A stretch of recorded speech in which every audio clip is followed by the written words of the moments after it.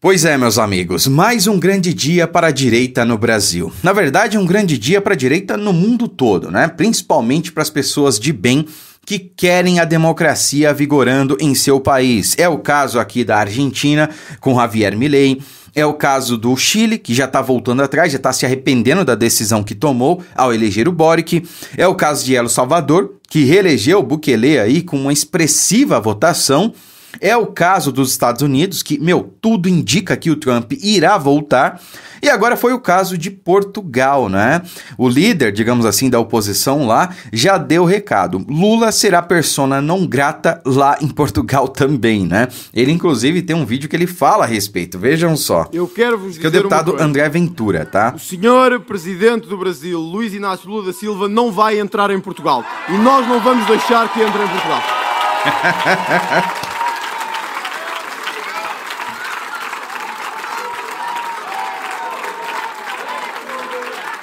É isso, meus amigos. Ele, né, André Ventura, o deputado André Ventura, que é candidato, se eu não me engano, a primeiro-ministro de Portugal, tá? Lá as eleições funcionam de maneira diferente, né? Tivemos ontem aí, nesse fim de semana, a eleição para parte do parlamento português e a direita saiu vitoriosa, graças a Deus, né? Olha só. Esquerda tomba em Portugal e direita sai amplamente fortalecida, né? Então nós temos aqui alguns resultados preliminares, tá? A AD, que é a Aliança Democrática, a coligação de centro-direita, formada por PSD, CDS, que enfim, são os partidos de lá, né? Lideraram com vantagem pequena nas eleições legislativas de Portugal no domingo, né? Que com 99,01% das urnas apuradas, até as 3 horas da manhã, 3h15, né? Dessa segunda-feira, a coligação ganhou 79 cadeiras na Assembleia da República, tá? Enquanto a legenda adversária conseguiu aí 77 cadeiras. Então, 79 a 77, faltou aí os votos de estrangeiros, né? Aliás, de portugueses que moram fora do país, que se não me engano vão eleger aí 4 cadeiras, né? Mas enfim, isso significa que, claro, a diferença é pequena, mas há uma virada. Tínhamos maioria de esquerda, agora temos maioria de direita lá em Portugal. Isso mostra, meus amigos, que é um movimento que está acontecendo no mundo todo. Não é só lá em Portugal, não é só nos Estados Unidos, não é só aqui na Argentina, não é só em El Salvador, não é só no Chile que está mudando a coisa lá também. Não é só aqui no Brasil, é no mundo todo. É uma tendência. Por quê? Depois da pandemia, na minha visão, a esquerda no mundo todo conseguiu emplacar muito bem as narrativas, né? Percebam que lá nos Estados Unidos o Trump saiu como causador das mortes, saiu como o vilão da história. Muito parecido com o que aconteceu aqui no Brasil. A esquerda, claro, em conluio com a velha mídia, com várias instituições aí, conseguiu emplacar a narrativa que Bolsonaro foi o grande malvadão na pandemia, né? Claro, Bolsonaro acabou se expressando mal em algumas ocasiões, né? Isso serviu de munição para a velha mídia bater nele, né?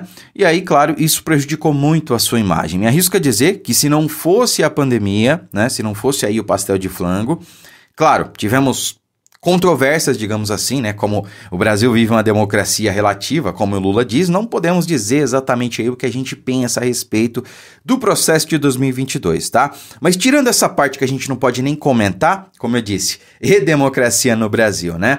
Se não fosse a pandemia, Bolsonaro teria saído dessa com vitória, eu tenho certeza disso. Mas não vamos entrar em detalhes aqui, né? A questão, meus amigos, é que as coisas tendem a mudar, quer dizer, as pessoas estão percebendo que ou aquilo foi narrativa que inventaram sobre a oposição, no caso lá dos Estados Unidos do Trump, no caso aqui do Brasil de Bolsonaro, ou então elas estão caindo na real. Pô, o outro lado é ruim? Mas esse aqui é muito pior. Então, muita gente aqui no Brasil está percebendo que é muito pior com Lula. Eu estou conversando com algumas pessoas, né, que não eram muito ligadas na política, mas que não eram simpáticas a Bolsonaro. E agora estão muito menos simpáticas ao Lula, sabe? As pessoas estão me dizendo, pessoas que não acompanham política, que não eram ligadas na política. Olha, eu não gosto muito do Bolsonaro, mas o Lula está sendo muito pior. Esse cara aí não dá. Tá taxando tudo, né? Prometeu mundos e fundos e não está cumprindo. O Brasil está ladeira abaixo. As coisas estão aumentando muito de preço e vão aumentar ainda mais. E eu não estou torcendo por pior, é o que está acontecendo, é a leitura da realidade. E o povão está percebendo, né? Já está saindo várias pesquisas aí que mostram exatamente isso, né? Enquanto o presidente Bolsonaro circula Brasil afora e é recebido por multidões, o Lula, ele é persona não grata aqui no Brasil também, porque ele não pode andar aqui, tá? Ele sabe que se andar na rua vai tomar alvada, vai ser vaiado, não vai ter público. Quanto o Bolsonaro, ó, isso aqui é um almoço que ele teve lá na Bahia, num restaurante na Bahia. Olha isso aqui. Reduto eleitoral do PT.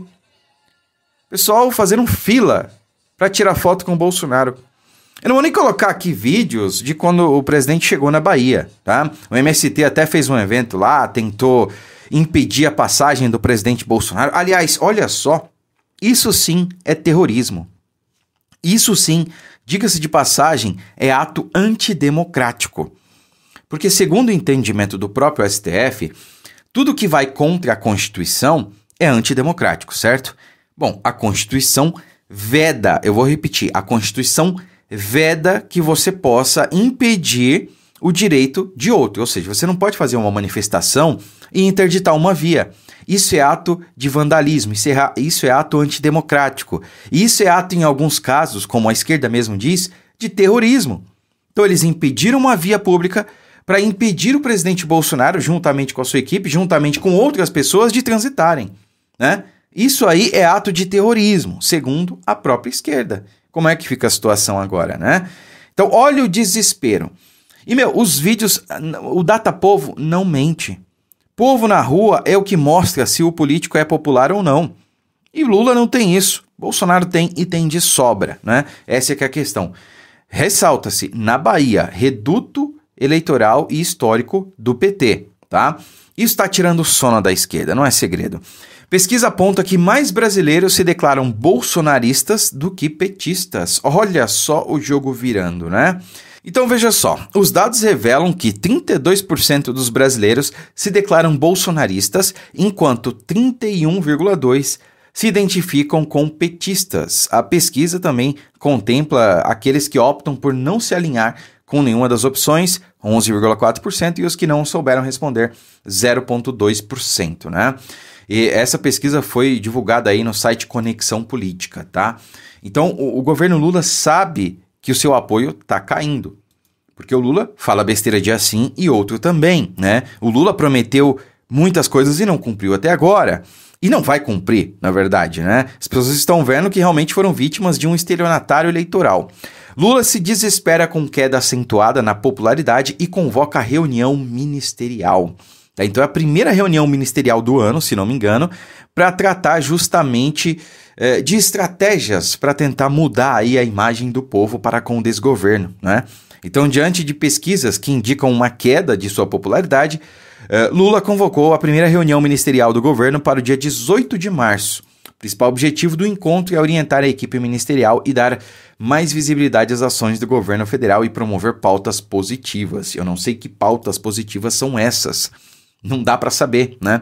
Que é mais um motivo para o governo Lula se desesperar? Desempenho impressionante de Michele Bolsonaro em pesquisa deixa o PT surpreso, tá? Só para resumir aqui para vocês, trata-se de uma pesquisa que saiu lá no Sul, lá no Paraná, né? Onde veicula-se aí que Sérgio Moro será cassado, não é o que eu quero, né? Mas eventualmente é o que vai acontecer. O Moro já entrou na lista do sistema, Lula já disse que não ia sossegar enquanto não ferrasse Sérgio Moro, né? Ele usou outra palavra. E é o que vai acontecer, tá? O sistema vai se vingar daquele que botou Lula atrás das grades, né? E aí vai haver uma eleição, tá? Para o Senado, para ocupar a vaga do Sérgio Moro. E a Michele Bolsonaro, ela tá muito bem cotada para ser eleita lá, né? Na verdade, isso vai acontecer, né? E aí pode ser que surja realmente uma grande liderança que possa, em 2026, fazer frente ao lulopetismo. Digo isso porque o presidente Bolsonaro realmente pode ficar de fora das urnas. Também não é o que eu quero, mas é algo possível de acontecer. Enfim, meus amigos, um grande dia para a direita, um grande dia para o povo de bem como um todo, não só do Brasil, mas de boa parte do mundo também. Se Deus quiser, assim como na Argentina, assim como em El Salvador, assim como nos Estados Unidos, né, a direita deve voltar ao poder aqui no Brasil também. Curta, comente, compartilhe o vídeo, fiquem com Deus e até a próxima.